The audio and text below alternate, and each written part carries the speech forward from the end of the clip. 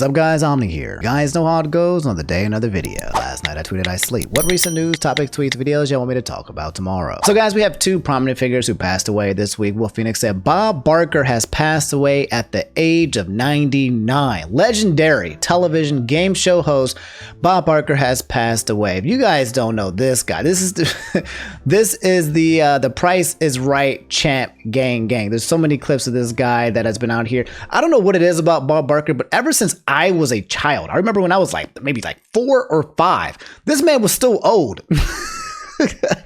I remember being young and this man still was old and he made it almost up to 100. That's insane, man. Rest in peace to Bob Barker. This guy was a king and a very huge staple when it came to my daily life growing up as a kid and seeing this man on my show. Very entertaining and I'm sure brought smiles to many people. Top of that, Juan Santos said the original voice of Harley Quinn has passed away. Harley Quinn's personality all came from her, and that's so sad too as well. Harley Quinn is the homie and the GOAT. Probably, I mean, you got the Joker, right? But the Harley Quinn's voice actress just completely just made her role just so good. You can hear Harley Quinn's voice with me just saying Harley Quinn, and it was because of her. Her name was Arleen Sorkin, and people have been posting original Batman clips, the ones that I used to watch as well, with her and her Harley Quinn, saying the way Sorkin was able to combine twisted loopiness with a hint of sympathetic sadness is the key to what made this character work so well, and probably is the key as to why Harley Quinn is so popular today. So yeah, guys, rest in peace to two GOATs, man. Time is moving, man. Dang. But I'm glad that they had such an impact on our lives, and as we, the living, continue to be here, we continue to try to make an equal impact on others. So guys, the Streamys was this weekend, and yeah, we're going to talk about the results, some of the funniest clips and the moments, and we're also going to talk about the fact that in our news channel here, Omni, we did not get nominated to be at the Streamys. A lot of people saying that it was a W, a lot of people saying that it was an L. Ethan Klein apparently not winning the podcast of the year, and he just left after.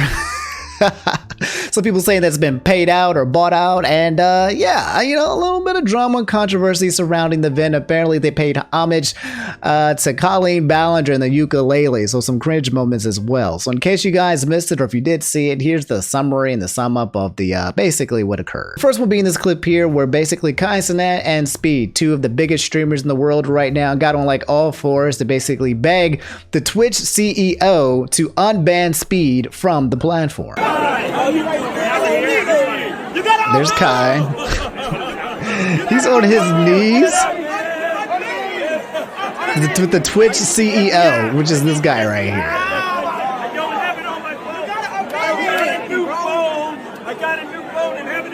If he don't unban Speed, he's stuck. Okay, but did y'all peep that? Okay, I mean, did you peep it? He kind of has that. All right, I don't know. Speed might have some hope. He came in for the grip and he caught it, so.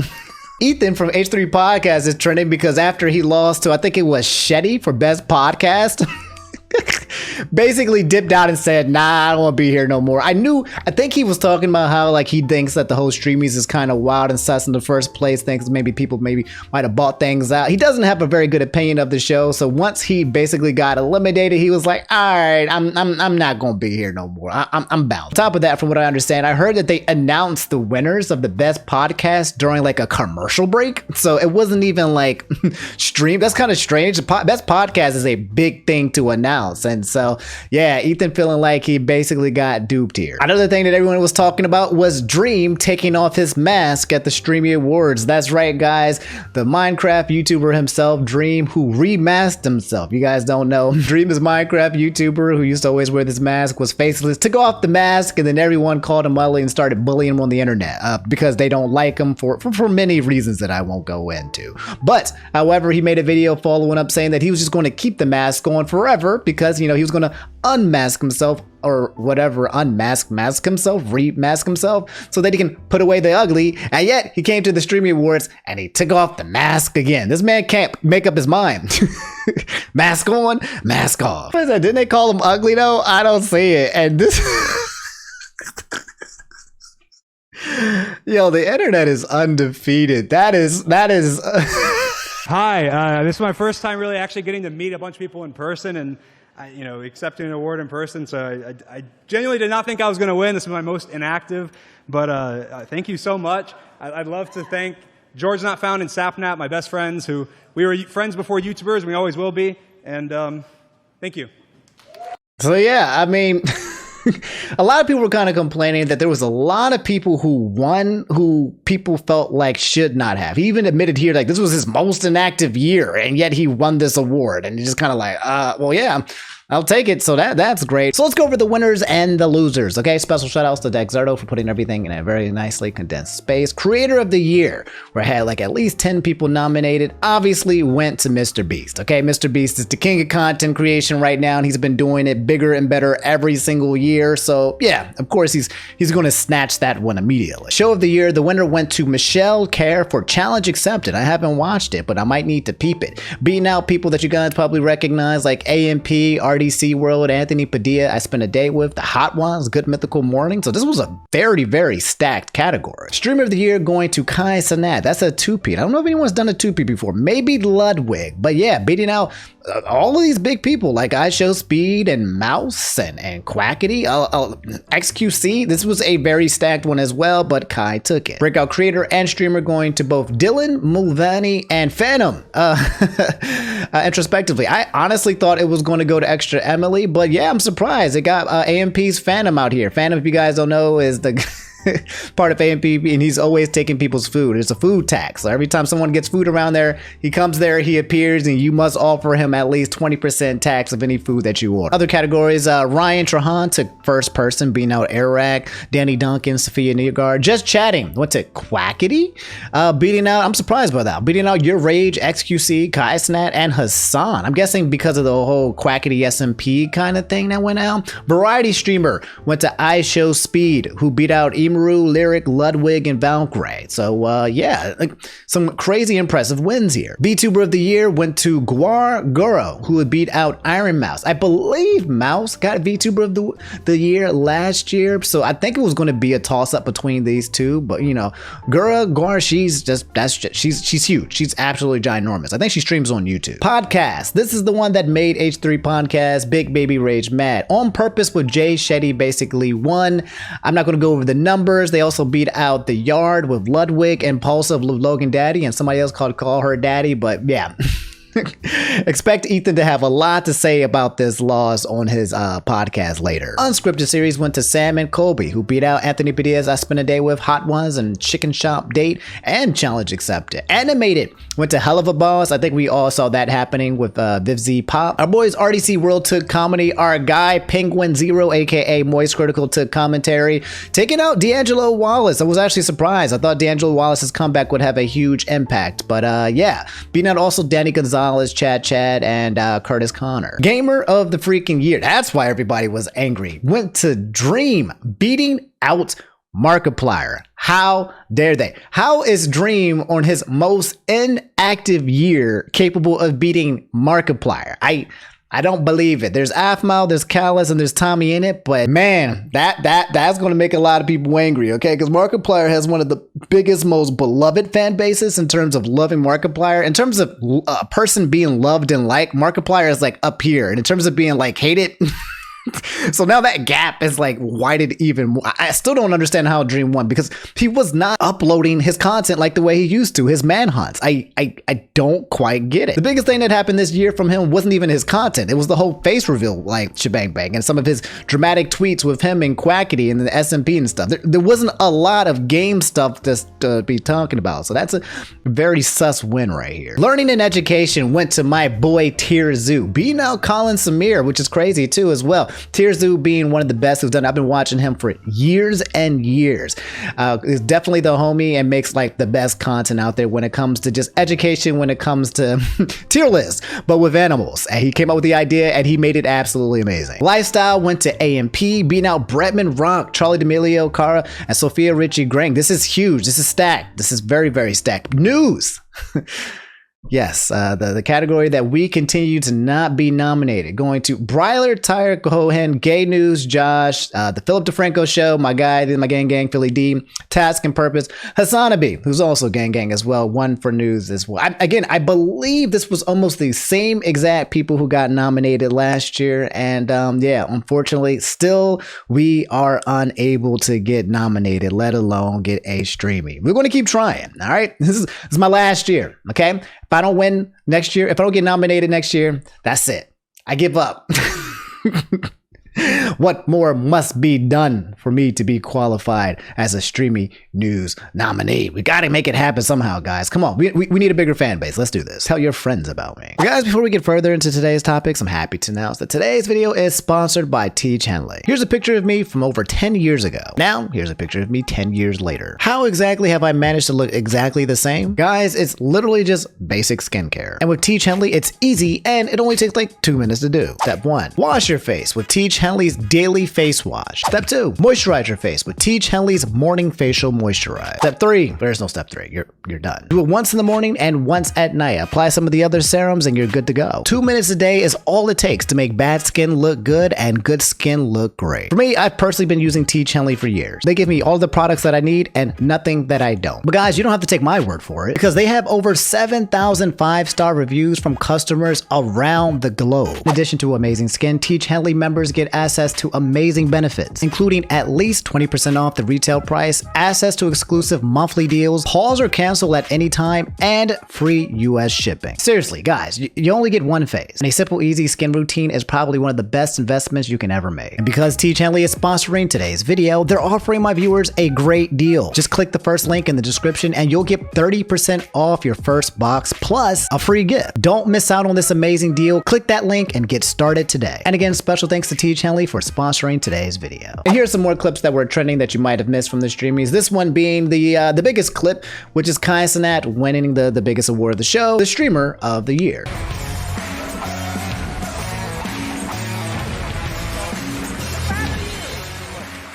Man,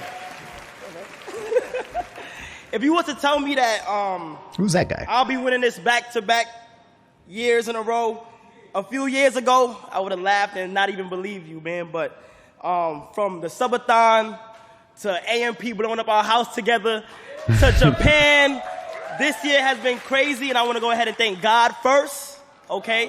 I want to go ahead and thank my team, Brianna, Chris, AMP, everybody who support me, and yeah. Who is this man? Introduce this man, please. Yeah, like, I want y'all to understand that God is real. Without God, there is no us. I'm telling you, He has done things in amazing ways, man. I'm telling you, and I'm just blessed. So that being said, you know who did?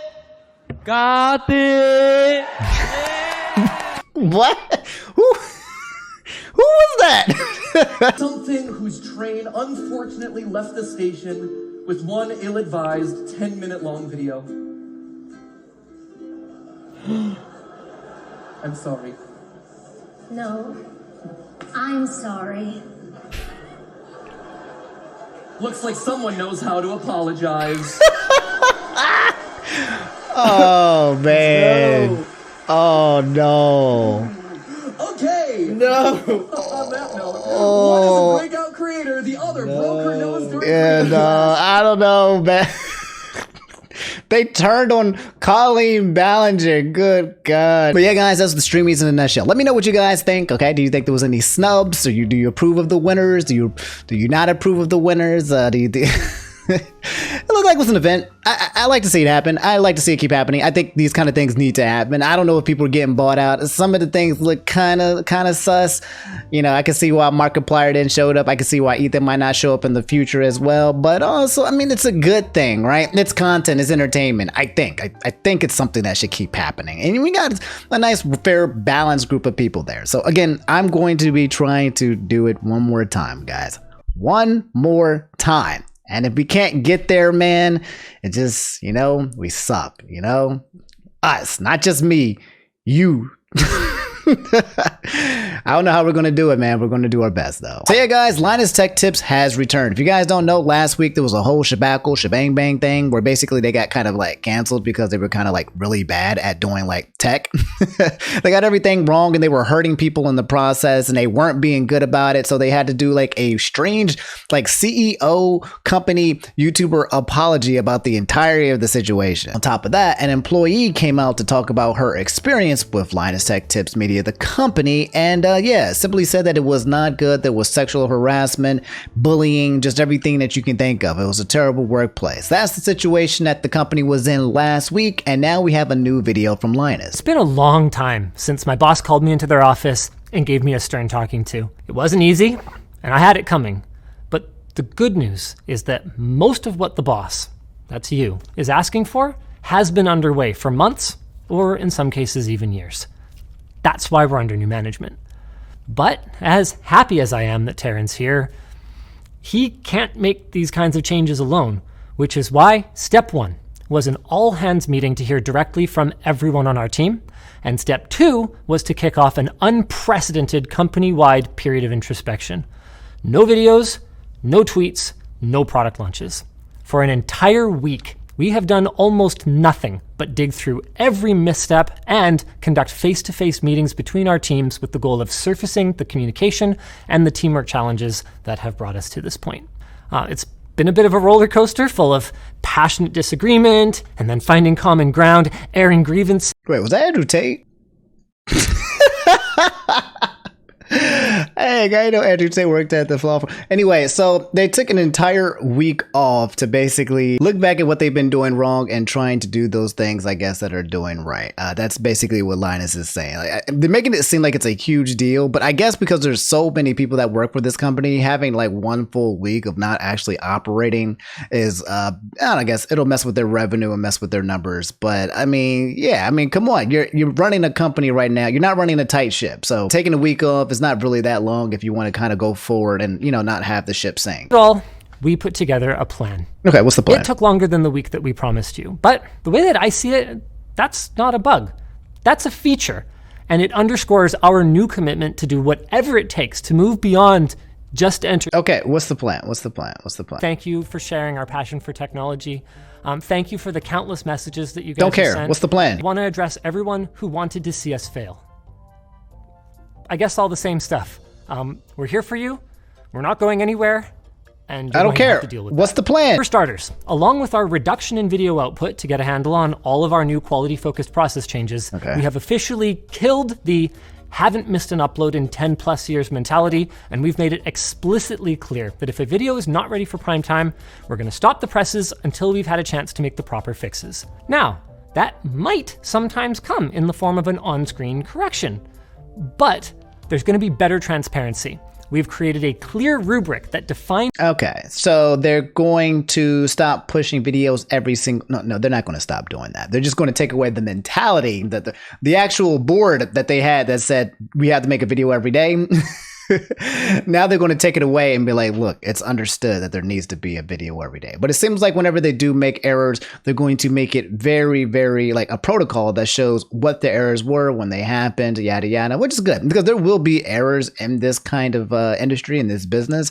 The point is that if there is an error, it needs to be corrected either post haste. It needs to be very clear. It needs to just not happen in general. You need more quality control. It just can't have certain errors like these, but yeah. Second, we've made significant changes to project management and load balancing with a prioritization on in-person meetings to help define project scope and ensure that everyone is aligned. Our expectation going forward is that nobody is ever just making graphs about something that hasn't been explained to them or that they don't fully understand. Okay, so more changes to improve accuracy. And let's see if there's anything else of substance, but it just sounds like they're just gonna be doing everything they can do to stop making errors and basically quality control so that when they do make errors, they can let people know that, hey, we messed up. Anyway, coming to the video, 164,000 likes, 17,000 dislikes. The reason why I'm being so kind of like nonchalant about the situation, guys, because the answer was very clear. It's just kind of like, slow down.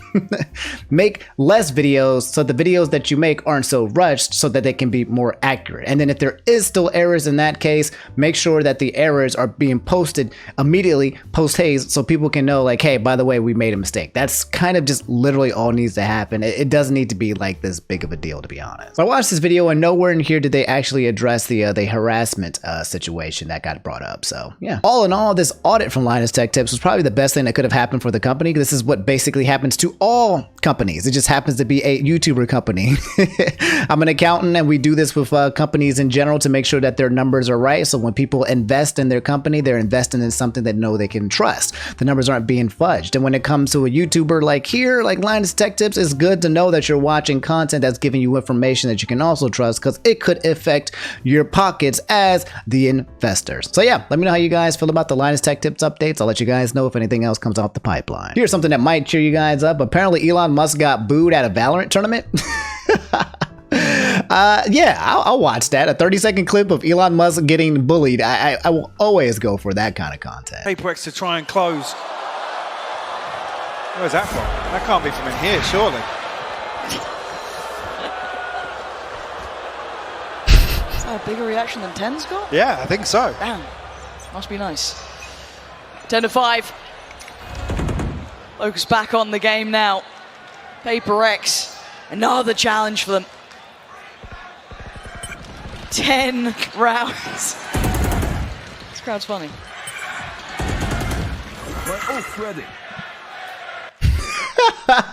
Okay, it's very hard to hear, but Elon Musk appeared on the screen and yeah, everyone started booing him. And then there was a chant. I mean, I don't know if you guys could hear it through the microphone. I could barely hear it, but they were saying, "Bring back Twitter. Bring back Twitter."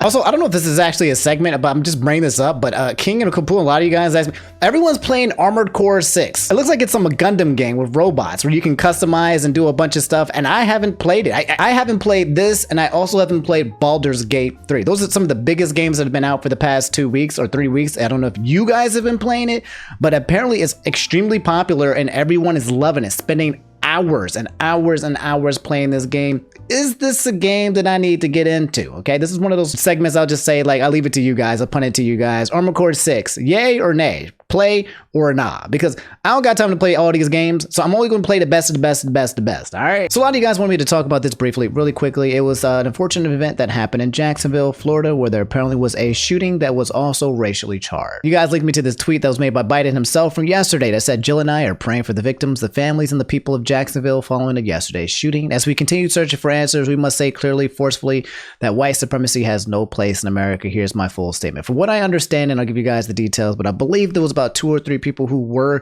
shot and killed, and then I believe the shooter killed himself. It reads here, yesterday in Jacksonville, Florida, a white gunman went on a shooting rampage at a store near a historically black university and killed 3 black individuals. While we still need to learn more about the motivation for Saturday's shooting, law enforcement has opened a federal civil rights investigation and is treating this incident as a possible hate crime and act of domestic violent extremism. The gunman used racial slurs, left behind a racist screed, and drew swastikas on his firearm. Authorities said he was armed with an AR-15 style rifle and a handgun and was wearing a tactical vest and blue latex gloves, the sheriff said. Victims were identified as Angela Michelle Carr, 52, Gerald Gallion, 29, and Anult Joseph A.J. LaGuardia Jr., 19. Basically, people being slaughtered for having a specific skin color and no other reason.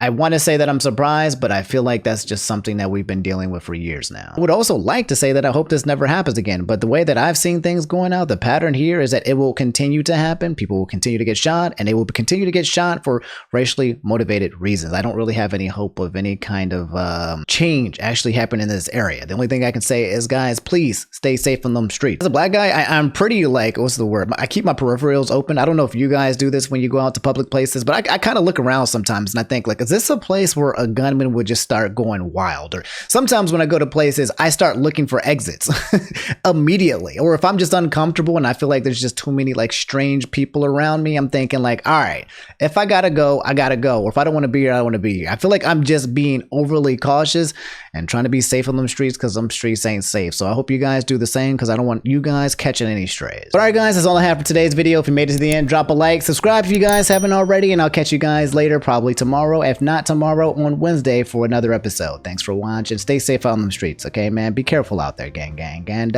again, like I said, we'll try for the Streamies one more time. Drop a like on the video. Tell your friends about me, and we'll just keep going and let this train rockin'. All right, I love y'all. Y'all take it easy. Peace.